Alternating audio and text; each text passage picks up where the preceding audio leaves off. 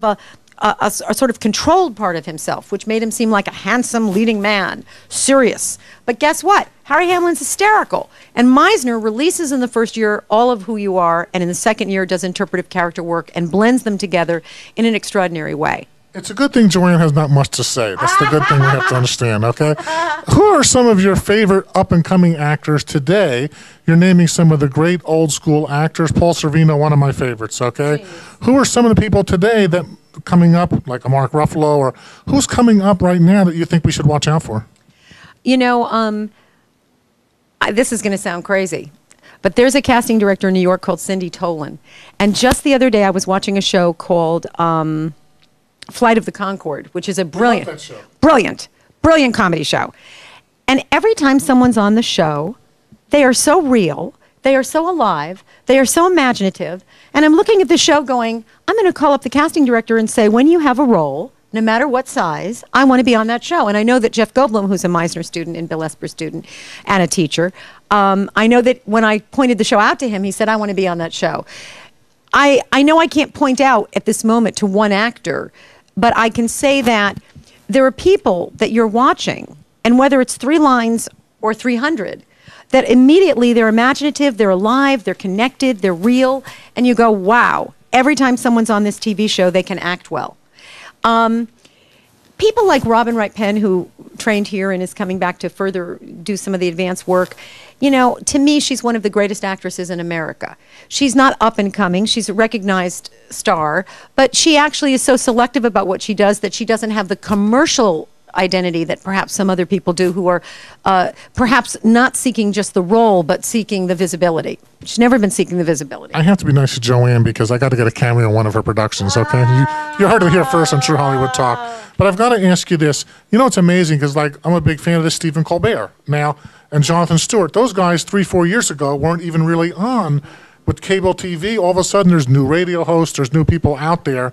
I've got to ask you this. When you see someone who's really beautiful, okay, how do you get the confidence? Okay, it's plenty sexy too, okay?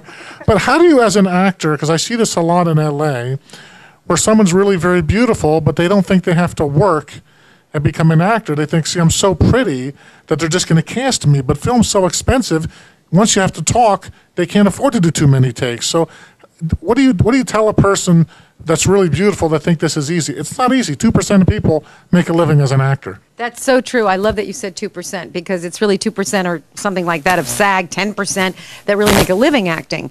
And yet you could be in phenomenal productions for free, theater reviewed by the New York Times, and never make a living.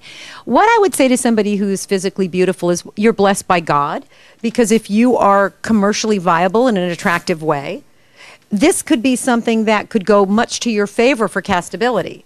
But don't take a diamond and turn it into a zircon by never learning a craft so that you have something to offer with your beauty. You know, there's some really gorgeous women who can act their pants off. Robin Wright Penn is one of them. She was a model. And I think when you have people who do not really know how to act well, eventually, somewhere, sometime, it's going to catch up that they are wooden, they're mechanical, they're not deep, they're not interpretively capable. And at some point, that career based on prettiness will stop. And there are a lot of people who are beautiful now who do understand the value of training, are encouraged by managers such as yourself that are educated to go out in the world and to become trained. Those people are going to beat out the other pretty people. And I think the lesson will be learned in the humility of not attaining the goal. No matter how beautiful people are, and of course at a school like this there's 200 students and there's a lot of people ranging from models to mommies to doctors to dentists to lawyers to people who all their lives have been working like a Halle Berry. But Halle Berry would be an example. Halle Berry came to me and wanted to do Dorothy Dandridge. And a lot of high-profile actresses wanted that role. And she was organizing the production of it. And my student, Martha Coolidge, who's actually the only woman who's ever been the president of the Directors Guild in the history of 75 years of the Directors Guild, she said to Halle, do you want to really break out in this role? And are you willing to meet Joanne Baron? And I met her, and in the course of working with her on that role, went over all the principles of Meisner in a very condensed but very aggressive, sort of compacted training program. And she wrote me a note and said when she came out of the movie, every review, for the first time in her life, addressed her acting and acknowledged her as an actual accomplished, crafted actress, and that she had never had reviews except really reflecting more her physical beauty, or that she wore a nice dress, or what her makeup was like. And so we see that today. You know, we're going to dress in a pretty dress, and we're going to go to parties in Malibu, and we're going to get in Us magazine. But I think what we're learning from Joanne is it's a craft. Take it serious. To become an actor of note with a body of work that people are going to remember. You know, it's funny because you remember Marlon Brando's movies. You remember Jim Morrison. You remember the great people 30, 40, 50 years after they're gone because they burned bright and they left a body of work. I got to ask you now, how did you become... You're an actress. How did you morph into becoming a teacher as well? How did that happen? Well, I was in New York, and I was I would be in front of Whitney Houston with her mother, Cissy Houston, used to tour, and I would tour, and I would do stand-up, and I would do singing, and I would be on shows. Lucy Arnaz had a television show, and my teacher, Bill Esper, that I had graduated from the 2-year program of the William Esper Studio, which is the Meisner work, he would come and he would see me, and he would coach me for various things. My run-in with, it's between you and Kathy Moriarty for Raging Bull. And I would work, and I would be reviewed very well, and I was having a little bit of a star kind of sighting amongst the casting directors. But I always came back to want to sit in the back of the class because I felt it was home. It had a spiritual meaning for me. It had a connection to me of home and love and art all uniting. And I really considered Bill Esper to be my artistic father. It was emotional, it was personal, it was professional, and it was a profound pull toward the work, not just the commerciality of success. So he allowed me, begrudgingly, to watch class for a year, and told me at the end of the year I could work with 2 people. And I guess he didn't tell me they were his 2 worst people. He felt that if these 2 people could be taught by me, he watched them at the end of the entire first year, and he said, I think you have a talent for teaching. I wouldn't have thought these people could ever have in a million years done what you did. He said, I'll tell you what I'll let you do.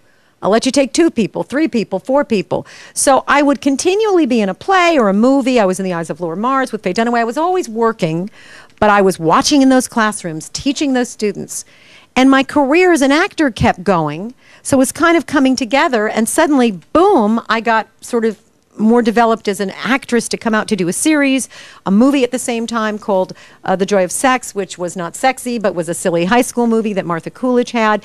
This came very strongly up at the same time as my teaching came up, and I moved out here, and the day I moved out here, Meg Lieberman, who's a very powerful casting director, and who cast Gary Shandling and Seinfeld and now Medium, a very powerful casting director and producer of movies too, she was so enthusiastic about me being a teacher that when I was in her pilot as an actress, she organized 24 people the day I got here to be in an acting class. And from that acting class came Martha Coolidge, Colleen Camp. Oh my gosh, there were so many interesting people that, Darren Dalton, many identifiable actors in that first year. Well, I had the opportunity to watch Joanne Baron for the first time in my life a few weeks ago in one of her classes, and she's a force of nature, number one. Full of passion, charisma, and I learned so much just watching her in the classroom. So for your actors out there, if you get direction, please listen, okay? I was amazed at how many actors Joanne would say, would you please knock on the door this way? And they wouldn't do it. And I think you're trying to give people advice about, you said something really interesting, and I get this question a lot from my actors. They want to run away from their strength, and you said, have a niche, be bookable.